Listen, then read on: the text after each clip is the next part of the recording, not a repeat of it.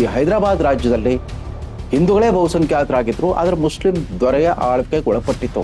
ಸಾಮೂಹಿಕ ಅತ್ಯಾಚಾರ, ಲೂಟಿ, ಸಾಮೂಹಿಕ ಕಗ್ಗೊಲೆಗಳಲ್ಲಿ ಕೈ ಹಾಕ್ಬಿಟ್ರು. ಅಮಾನುಷ ದಾಳಿಗೆ ಬಲಿಯಾದವ್ರ ಪೈಕಿ ಮಲ್ಲಿಕಾರ್ಜುನ್ ಖರ್ಗೆ ಅವರ ಕುಟುಂಬ ಕೂಡ ನಾಶ ಆಗ್ಬಿಡ್ತು. ಸಜೀವ ದಹನಕ್ಕೊಳಗಾಗುವಂತೆ ಅವರು ಬರ್ಬರ ಹಿಂಸಾಚಾರ ನಡೆಸಿದ್ರಾಗುತ್ತೆ. ಅಂಥ ಗೂಂಡಾಗಳನ್ನೆಲ್ಲ ಮನೆಯಿಂದ ಹೊರಗೆ ಕೆಳೆದ್ಬಿಟ್ಟು ನಿರ್ದಯವಾಗಿ ಅವ್ರನ್ನ ಮುಗಿಸಾಕ್ತಾರೆ, ಅವ್ರನ್ನ ಬಲಿ ಹಾಕ್ತಾರೆ. ಭಾರತ ಪರವಾಗಿದ್ದ ಪ್ರಗತಿಪರ ಮುಸ್ಲಿಮರನ್ನು ಕೂಡ ಕೊಂದು ಹಾಕಿರ್ತಾರೆ.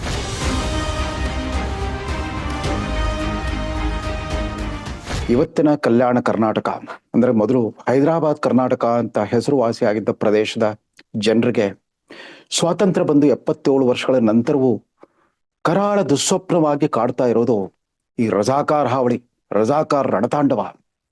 ಅಂದಹಾಗೆ ರಜಾಕಾರ್ ಅಂದ್ರೆ ಆ ಶಬ್ದದ ಅರ್ಥ ಏನು? ರಜಾಕಾರ್ ಅದೊಂದು ಪರ್ಷಿಯನ್ ಭಾಷೆಯ ಶಬ್ದ. ಅದನ್ನು ಉರ್ದುವಿನಲ್ಲೂ ಅಳವಡಿಸಿಕೊಂಡಿದ್ದಾರೆ. ಅದರ ಅರ್ಥ ವಾಲಂಟಿಯರ್, ಸ್ವಯಂ ಸೇವಕ ಸಂಘ, ಸ್ವಯಂ ಸೇವಕರ ಸಂಘ.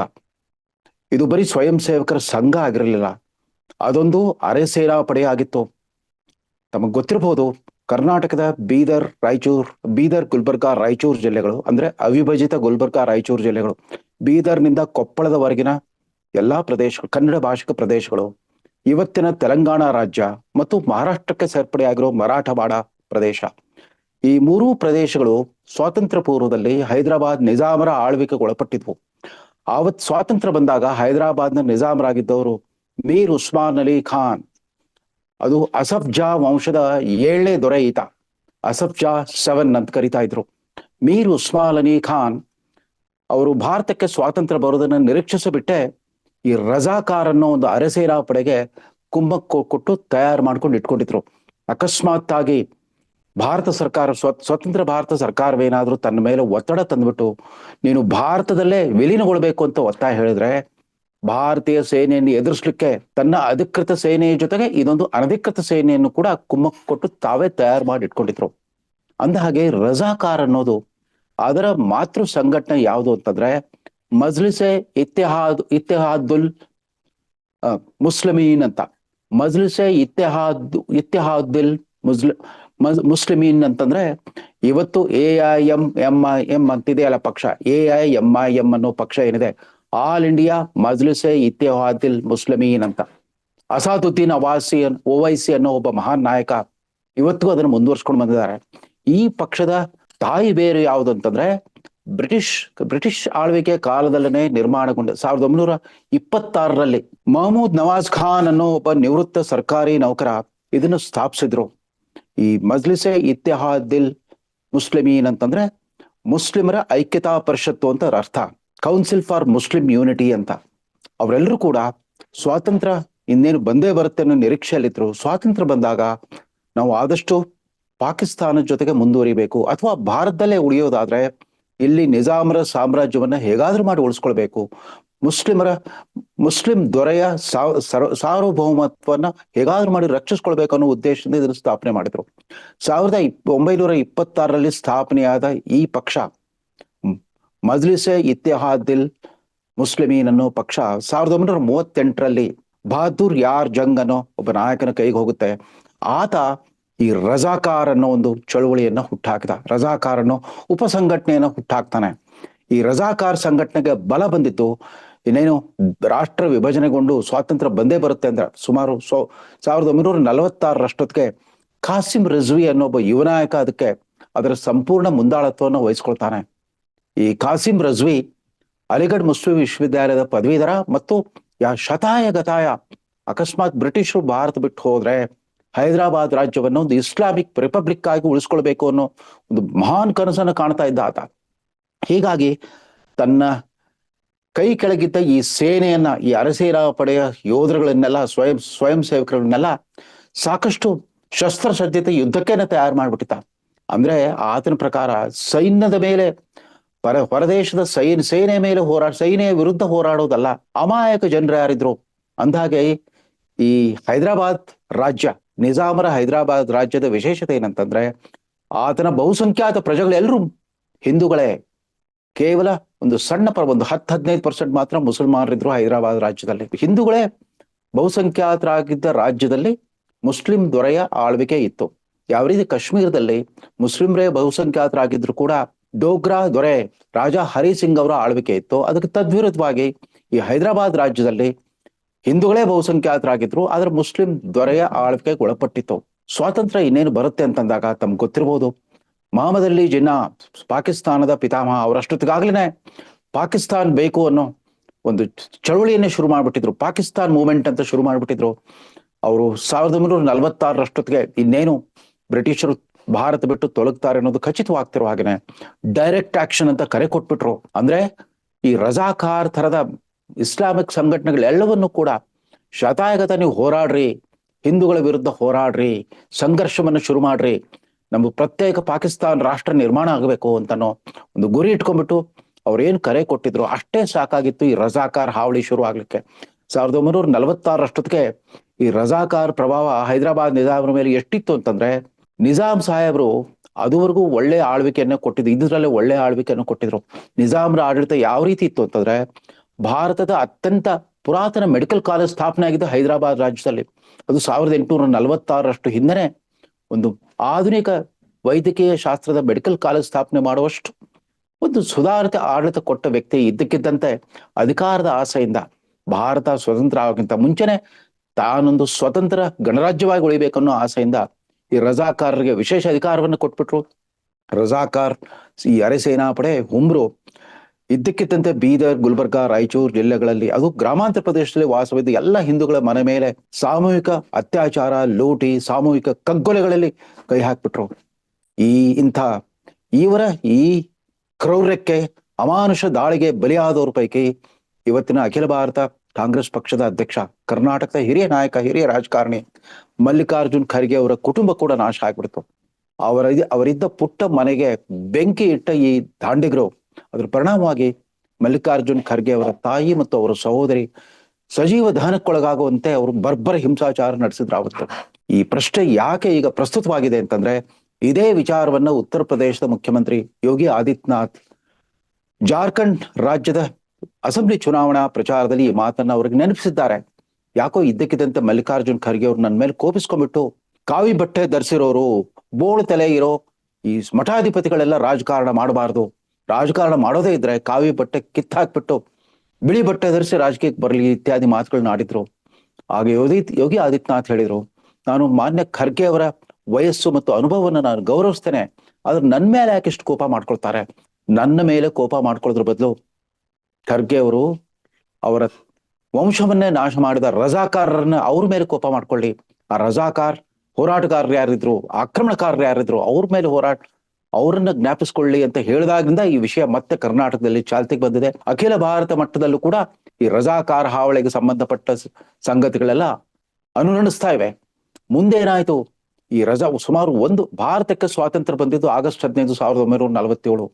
ಆದ್ರೆ ಹೈದರಾಬಾದ್ ಕರ್ನಾಟಕದ, ಮರಾಠವಾಡದ ಮತ್ತು ಇವತ್ತಿನ ತೆಲಂಗಾಣ ರಾಜ್ಯದ ನತದೃಷ್ಟ ಜನತೆಗೆ ಸ್ವಾತಂತ್ರ್ಯ ಬರ್ಲಿಕ್ಕೆ ಮತ್ತು 1 ವರ್ಷ ಕಾಯ್ಬೇಕಾಯ್ತು. ಈ ಹೈದರಾಬಾದ್ ನಿಜಾಮರು ಭಾರತ ಒಕ್ಕೂಟ ಸೇರ್ಲಿಕ್ಕೆ ನಿರಾಕರಿಸ್ಬಿಟ್ರು. ಅಷ್ಟೇ ಅಲ್ಲ, ಭಾರತ ಸರ್ಕಾರ ಜೊತೆಗೆ ನವೆಂಬರ್ 29, 1947ರಲ್ಲಿ ಒಂದು ಒಪ್ಪಂದ ಮಾತುಕೊಡ್ತಾರೆ. ಏನು ಅಂತಂದ್ರೆ, ಯಥಾಸ್ಥಿತಿ ಮುಂದುವರಿಕೆ ಒಪ್ಪಂದ, ಸ್ಟೇಟಸ್ಕೋ ಅಗ್ರಿಮೆಂಟ್ ಅಂತ ಒಂದು ಮಾಡ್ಕೊಂಡ್ಬಿಟ್ಟು ಅಲ್ಲಿಗೆ ಬಿಡೋದಿಲ್ಲ. ಒಂದ್ ಕಡೆ ರಜಾಕಾರನ ಅಮಾಯಕ ಜನತೆಯ ಮೇಲೆ ಅತ್ಯಾಚಾರ ಮಾಡ್ಲಿಕ್ಕೆ ಛೂ ಬಿಟ್ಬಿಟ್ಟು, ಮತ್ತೊಂದ್ ಕಡೆ ವಿಶ್ವಸಂಸ್ಥೆಗೆ ಆಗ್ತಾನೆ ವಿಶ್ವಸಂಸ್ಥೆ ಸ್ಥಾಪನೆ ಆಗ್ಬಿಟ್ಟು 4 ವರ್ಷ ಆಗಿತ್ತು. ಒಂದು ವಿಶೇಷ ನಿಯೋಗವನ್ನು ಕಳಿಸ್ತಾರೆ, ಒಂದು ದೂರು ಕೊಡ್ತಾರೆ ವಿಶ್ವಸಂಸ್ಥೆಗೆ. ಭಾರತಕ್ಕೆ ಸ್ವಾತಂತ್ರ್ಯ ಬಂದು ಅಕಸ್ಮಾತ್ ರಾಷ್ಟ್ರ ವಿಭಜನೆ ಆದ್ರೆ ಹೈದರಾಬಾದ್ ರಾಜ್ಯವನ್ನು ಒಂದು ಸ್ವತಂತ್ರ ಗಣರಾಜ್ಯವನ್ನಾಗಿ ಮುಂದುವರಲಿಕ್ಕೆ ಅವಕಾಶ ಕೊಡಬೇಕು, ಇದಕ್ಕೆ ಭಾರತ ಸರ್ಕಾರ ಪ್ರತಿರೋಧ ಒಡ್ತಾ ಇದೆ, ವಿಶ್ವಸಂಸ್ಥೆ ಮಧ್ಯಪ್ರವೇಶ ಮಾಡಬೇಕು ಅಂತ ವಿಶ್ವಸಂಸ್ಥೆಗೆ ದೂರು ಸಲ್ಲಿಸುವಂತ ಒಂದು ದುಸ್ಸಾಹಸ ಮಾಡಿದ್ರು ಈ ನಿಜಾಮ್ರು. ನೋಡುವಷ್ಟು ದಿನ ನೋಡಿದ್ರು ಪಂಡಿತ್ ಜವಾಹರ್ಲಾಲ್ ನೆಹರು ನೇತೃತ್ವದ ಭಾರತದ ಸ್ವತಂತ್ರ ಭಾರತ ಪ್ರಪ್ರಥಮ ಸರ್ಕಾರದಲ್ಲಿ ಸರ್ದಾರ್ ವಲ್ಲಭಭಾಯಿ ಪಟೇಲ್, ಉಕ್ಕಿನ ಮನುಷ್ಯ, ಅವರು ಉಪ ಪ್ರಧಾನಮಂತ್ರಿ ಮತ್ತು ಗೃಹ ಸಚಿವರಾಗಿದ್ರು. ಅವ್ರಿಗೆ ಒಂದು ನೆಪ ಬೇಕಾಗಿತ್ತು ಇದಕ್ಕೆ ಪ್ರತಿರೋಧ ಒಡ್ಡೋದಕ್ಕೆ. ನಿಜಾಮ್ರ ಹುಟ್ಟಡಗಿಸ್ಲಿಕ್ಕೆ, ರಜಾಕಾರರ ಹುಟ್ಟಡಗಿಸ್ಲಿಕ್ಕೆ ಒಂದೇ ಒಂದು ಪ್ರಚೋದನೆ ಬೇಕಾಗಿತ್ತು. ನಿಜಾಮ್ರು ಆ ರಜಾಕಾರ್ ಸಂಸ್ಥೆಯನ್ನ ನಿರ್ಬಂಧಿಸ್ಲಿಕ್ಕೆ, ಬ್ಯಾನ್ ಮಾಡ್ಲಿಕ್ಕೆ ನಿರಾಕರಿಸಿದ್ರು. ತಕ್ಷಣವೇ ಸೆಪ್ಟೆಂಬರ್ 12, 1948 ಭಾರತ ಸರ್ಕಾರ ಆಪರೇಷನ್ ಪೋಲೋ, ಅದನ್ನ ಪೊಲೀಸ್ ಆಕ್ಷನ್ ಅಂತ ಕರೆದ್ರು. ಈ ಪೊಲೀಸ್ ಆಕ್ಷನ್ ಅನ್ನೋ ಕಾರ್ಯಾಚರಣೆ ಅಸಲಿಗೆ ಅದು ಭಾರತದ ಸೇನಾಪಡೆಯ ಕಾರ್ಯಾಚರಣೆ ಆಗಿತ್ತು. ಆವತ್ತು ಅದರ ದಂಡನಾಯಕರಾಗಿದ್ದ, ಅದರ ಮುಂದಾಳತ್ವ ವಹಿಸಿದ್ದ ಮೇಜರ್ ಜನರಲ್ JN ಚೌಧರಿ ಅವರ ನೇತೃತ್ವದಲ್ಲಿ ಭಾರತೀಯ ಸೇನೆ 5 ದಿಕ್ಕುಗಳಿಂದ ಈ ಹೈದರಾಬಾದ್ ರಾಜ್ಯಕ್ಕೆ ಪ್ರವೇಶ ಮಾಡುತ್ತೆ. ಎಲ್ಲೆಲ್ಲಿ ಈ ರಜಾಕಾರ್ ದಾದಾಗಿರಿ ನಡೆಸಿದ್ರೋ ಅಂತ ಗೂಂಡಾಗಳನ್ನೆಲ್ಲ ಮನೆಯಿಂದ ಹೊರಗೆ ಕೆಳೆದ್ಬಿಟ್ಟು ನಿರ್ದಯವಾಗಿ ಅವ್ರನ್ನ ಮುಗಿಸಾಕ್ತಾರೆ, ಅವ್ರನ್ನ ಬರಿ ಹಾಕ್ತಾರೆ. ಈ ಕಾರ್ಯಾಚರಣೆ 5 ದಿವಸ ಕಳೀತಾ ಇರೋ ಹಾಗೇನೆ, ಅಂದ್ರೆ 5ನೇ ದಿವಸಕ್ಕೆ ಕಾಲಿಡ್ತಾ ಇರೋ ಹಾಗೆ, ಅಂದ್ರೆ ಸೆಪ್ಟೆಂಬರ್ 17ಕ್ಕೆ ನಿಜಾಮ್ರು ತತ್ತರಿಸಿ ಹೋಗ್ಬಿಡ್ತಾರೆ. ಸ್ವಯಂ ಪ್ರೇರಿತವಾಗಿ ಯುದ್ಧ ವಿರಾಮಕ್ಕೆ ಕರೆ ಕೊಡ್ತಾರೆ. ಅಂಡ್ ಮರುದಿವಸವೇ ಸೆಪ್ಟೆಂಬರ್ 18ನೇ ತಾರೀಕಿಗೆ ಭಾರತ ಸೇನೆಗೆ ಈ ನಿಜಾಮರ ಸೇನೆ ಮತ್ತು ರಜಾಕಾರ್ ಸೇನಾಪಡೆ ಅವರು ಶರಣಾಗತರಾಗ್ತಾರೆ.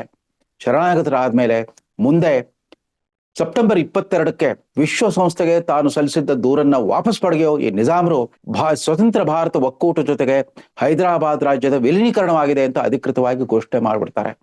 ಅಲ್ಲಿಗೆ ಈ ರಜಾಕಾರ್ ಹಾವಳಿ ಮುಕ್ತಾಯವಾಗುತ್ತೆ. ಆದ್ರೆ ಅವರು ನಡೆಸಿದ ಈ ದೊಂಬಿ ದಾಂಧಲೆ ಹಿಂಸಾಚಾರದಿಂದಾಗಿ ಸುಮಾರು 27,000 40,000 ಜನ ಮೃತಪಟ್ಟರು ಅಂತ ಸರ್ಕಾರಿ ವರದಿಯ ಪ್ರಕಾರ ಪಂಡಿತ್ ಸುಂದರ್ಲಾಲ್ ಕಮಿಷನ್ ಅಂತ ಒಂದು ಆಯೋಗವನ್ನ ನೇಮಿಸಿರ್ತಾರೆ, ವಿಚಾರಣಾ ಆಯೋಗ. ಆ ಆಯೋಗದ ವರದಿಯನ್ನು ಅಧಿಕೃತವಾಗಿ ಬಹಿರಂಗ ಪಡಿಸಲೇ ಇಲ್ಲ. ಅದರ ಅನಧಿಕೃತ ಮಾಹಿತಿಯ ಪ್ರಕಾರ ಈ ಆಯೋಗದ ವರದಿಯಲ್ಲೇನೆ ಸುಮಾರು 27,000 40,000 ಜನ ಮೃತಪಟ್ಟರು, ದೊಡ್ಡ ರಕ್ತಪಾತವೇ ನಡೀತು ಅಂತ ಇತಿಹಾಸ ಹೇಳ್ತಾ ಇದೆ.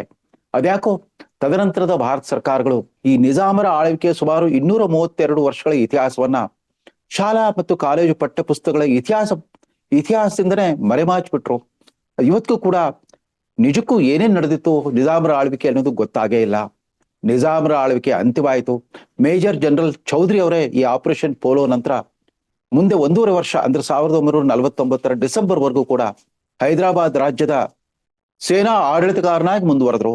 ಮುಂದೆ ಸಂವಿಧಾನ ಅಸ್ತಿತ್ವಕ್ಕೆ ಬರೋಕ್ಕಿಂತ ಮುಂಚೆನೆ, ಅಂದ್ರೆ 1950ರಲ್ಲಿ ಜನವರಿ 26, 1950ಕ್ಕೆ ಸಂವಿಧಾನ ಅನುಷ್ಠಾನಗೊಂಡ ಮೇಲೆ ನಿವೃತ್ತ ICS ಅಧಿಕಾರಿ MK ವೆಲ್ಲೋಡಿ ಅನ್ನೋರನ್ನ ಪ್ರಪ್ರಥಮ ಮುಖ್ಯಮಂತ್ರಿಯಾಗಿ ನೇಮಿಸ್ತಾರೆ. ಮತ್ತು ನಿಜಾಮರನ್ನು ಕೂಡ ಅವರು ಶರಣಾಗತಿಯ ನಂತರ ಅವ್ರಿಗೂ ಕೂಡ ಒಂದು ಗೌರವದ ಸ್ಥಾನಮಾನ ಕೊಟ್ಬಿಟ್ಟು ಹೈದರಾಬಾದ್ ರಾಜ್ಯದ ಪ್ರಪ್ರಥಮ ರಾಜ ಪ್ರಮುಖ್ ಗವರ್ನರ್ ಆಗಿ ನೇಮಕ ಮಾಡ್ತಾರೆ. ಅಂದಾಗೆ ಈ ರಜಾಕಾರ್ ಹಿಂಸಾಚಾರಕ್ಕೆ ಕಾರಣರಾಗಿದ್ದ ಕಾಸಿಂ ರಜ್ವಿ ಮತ್ತು ಹೈದರಾಬಾದ್ ರಾಜ್ಯದ ಪ್ರಧಾನಮಂತ್ರಿ ಅಂತ ಕರೆಸ್ಕೊಂಡಿದ್ದ ಮಲಿಕ್ ಅಂತ, ಆ ಮಲಿಕ್ ಮತ್ತು ಈ ಕಾಸಿಂ ರಜ್ವಿಯನ್ನ ಭಾರತ ಸರ್ಕಾರ ಬಂಧನಕ್ಕೊಳಪಡಿಸುತ್ತೆ. ಸುಮಾರು 10 ವರ್ಷಗಳ ಜೈಲು ವಾಸದ ನಂತರ 1957ರಲ್ಲಿ ಆತ ಶರಣಾಗತಿಯನ್ನು ಘೋಷಿಸ್ತಾನೆ ಮತ್ತು ಪಾಕಿಸ್ತಾನಕ್ಕೆ ಆಶ್ರಯ ಪಡಿತೀನಿ ಅಂತಂದ್ಬಿಟ್ಟು ಬೇಡ್ಕೊಂಡಾಗ ಪಾಕಿಸ್ತಾನಕ್ಕೆ ವಲಸೆ ಹೋಗ್ಲಿಕ್ಕೆ ಭಾರತ ಸರ್ಕಾರ ಅನುಮತಿ ಕೊಡುತ್ತೆ. ಆತ ಹೋಗಿ ಪಾಕಿಸ್ತಾನದಲ್ಲೇ ನೆಲೆಸಿ ಅಲ್ಲೇ ಸತ್ತೋಗ್ತಾನೆ. ಇದು ರಜಾಕಾರ್ ವೃತ್ತಾಂತ. ಈ ರಜಾಕಾರ್ ವೃತ್ತಾಂತ ಹೈದರಾಬಾದ್ ಕರ್ನಾಟಕದ ಜನರಿಗೆ, ಅದು ವಿಶೇಷವಾಗಿ ಅವರು ಕೇವಲ ಹಿಂದೂ ಧರ್ಮೀಯರನ್ನ ವಿರುದ್ಧ ಮಾತ್ರ ಹಿಂಸಾಚಾರ ನಡೆಸಲಿಲ್ಲ, ತಮ್ಮ ಹಿಂಸೆಯನ್ನ ಹೈದರಾಬಾದ್ ರಾಜ್ಯದಲ್ಲಿ ಅಷ್ಟೊತ್ತಿಗಾಗಲೇ ಶುರುವಾಗಿದ್ದ ಕಮ್ಯುನಿಸ್ಟ್ ಕ್ರಾಂತಿಕಾರಿ ಚಳವಳಿಗಾರರ ವಿರುದ್ಧ ಕೂಡ, ಆ ಬಂಡುಕೋರ ಹೋರಾಟಗಾರರ ವಿರುದ್ಧ ಕೂಡ, ಅಂದ್ರೆ ಜಮೀನ್ದಾರಿ ಪದ್ಧತಿ ವಿರುದ್ಧ ಅವರು ಬಹಿರಂಗವಾಗಿ ಅಷ್ಟೊತ್ತಿಗೆ ಸಶಸ್ತ್ರ ಹೋರಾಟವನ್ನು ಆರಂಭಿಸಿದ್ರು. ಅವ್ರನ್ನೂ ಕೂಡ ಕೊಂದು ಹಾಕ್ತಾರೆ. ಅಷ್ಟೇ ಅಲ್ಲ, ಭಾರತ ಪರವಾಗಿದ್ದ ಪ್ರಗತಿಪರ ಮುಸ್ಲಿಮರನ್ನು ಕೂಡ ಕೊಂದು ಹಾಕಿರ್ತಾರೆ. ಶೋಯಬುಲ್ಲಾ ಖಾನ್ ಅನ್ನೋ ಒಬ್ಬ ಪತ್ರಕರ್ತ ಹೈದರಾಬಾದ್ ರಾಜ್ಯ ಭಾರತದಲ್ಲಿ ವಿಲೀನಗೊಳ್ಳುವುದೇ ಕ್ಷೇಮ ಅಂತ ಬರೆದಿದ್ದಕ್ಕೆ ಅವ್ರನ್ನು ಕೊಂದು ಹಾಕಿರ್ತಾರೆ. ಈ ಕರಾಳ ದುಸ್ವಪ್ನ ಮತ್ತೆ ಮತ್ತೆ ಇಣಿಕಿ ನೋಡ್ತಾ ಇರೋದು ಅಂತಂದ್ರೆ ವಿಷಾದದ ಸಂಗತಿ. ಹೈದರಾಬಾದ್ ಕರ್ನಾಟಕ ಜನ ಮುಂದೆ ಕಲ್ಯಾಣ ಕರ್ನಾಟಕ ಅಂತ ಆಯ್ತು. ಆರ್ಟಿಕಲ್ 371J ಸಂವಿಧಾನ ತಿದ್ದುಪಡಿ ಮಸೂದೆ ಪಾಸ್ ಆದ ನಂತರ ಕಲ್ಯಾಣ ಕರ್ನಾಟಕವಾಯಿತು. ಆದ್ರೂ ಕೂಡ ಸ್ವಾತಂತ್ರ್ಯ ಬಂದ ನಂತರವೂ ಕೂಡ ಹೈದರಾಬಾದ್ ಕರ್ನಾಟಕ ಇವತ್ತಿಗೂ ಹಿಂದುಳಿದಿದೆ ಅನ್ನೋ ಆ ವಿಶೇಷವನ್ನು ನಾವು ಯಾಕೆ ಬಳಸ್ತಾ ಇದ್ದೇವೆ? ಅದಕ್ಕೆ ಯಾರು ಕಾರಣರು? ನಿಜಾಮರ ಆಳ್ವಿಕೆ 1948ರಲ್ಲೇ ಅಂತ್ಯವಾಯಿತು. ತದನಂತರದ ನಿಜಾಮರು, ನವಾಬ್ರು, ಅಂದ್ರೆ ವಿವಿಧ ಪಕ್ಷಗಳ ಪ್ರಜಾಪ್ರಭುತ್ವ ವ್ಯವಸ್ಥೆಯಲ್ಲಿ ಆ ಭಾಗದಲ್ಲಿ ಜನಪ್ರತಿನಿಧಿಗಳಾಗಿ ಆರಿಸಿ ಬಂದವರು, ಅವ್ರಿಗೇನಾಗಿತ್ತು? ಅವ್ರು ಯಾಕೆ ತಮ್ಮ ತಾವು ಆರಿಸಿ ಬಂದಿರೋ ಪ್ರದೇಶವನ್ನ ಇವತ್ತಿಗೂ ಹಿಂದುಳಿದ ಹಣೆಪಟ್ಟಿಯನ್ನೇ ಅಂಟಿಸ್ಬಿಟ್ಟು ಹಾಗೆ ಇಟ್ಬಿಟ್ಟಿದ್ದಾರೆ? ಇದು ಆತ್ಮಾವಲೋಕನದ ಸಂದರ್ಭ. ರಜಾಕಾರರ ಹಿಂಸಾಚಾರವನ್ನು ನೆನಪಿಸ್ಕೊಂಡು ಇವತ್ತಿನ ಸಮಕಾಲೀನ ಮುಸ್ಲಿಂ ಬಾಂಧವರನ್ನು ನಾವೇನು ದ್ವೇಷಿಸ್ಬೇಕಾಗಿಲ್ಲ. ಪೂರ್ವೇತಿಹಾಸವನ್ನು ಆಧರಿಸಿ ಬಿಟ್ಟು ಸೇಡು ಪ್ರತಿಕಾರದ ರಾಜಕಾರಣ ಮಾಡಬೇಕಾಗಿಲ್ಲ. ಆದ್ರೆ ಭಾರತೀಯ ಮುಸಲ್ಮಾನರು ಆತ್ಮಾವಲೋಕನ ಮಾಡಬೇಕು. ಚರಿತ್ರೆಯ ಇಂತಹ ಕರಾಳ ಅಧ್ಯಾಯಗಳನ್ನ ಮರ್ತ್ಬಿಟ್ಟು ಸ್ವತಂತ್ರ ಭಾರತದ ಸತ್ಪ್ರಜೆಗಳಾಗಿ ನಾವು ಮುಂದುವರಿಬೇಕು ಅನ್ನೋದನ್ನ ಮನದಟ್ಟು ಮಾಡ್ಕೊಳ್ಬೇಕು ಅಂತ ಹೇಳ್ತಾ ಈ ಸಂಚಿಕೆಯನ್ನು ಮುಗಿಸ್ತಾ ಇದ್ದೇನೆ. ನಮಸ್ಕಾರ.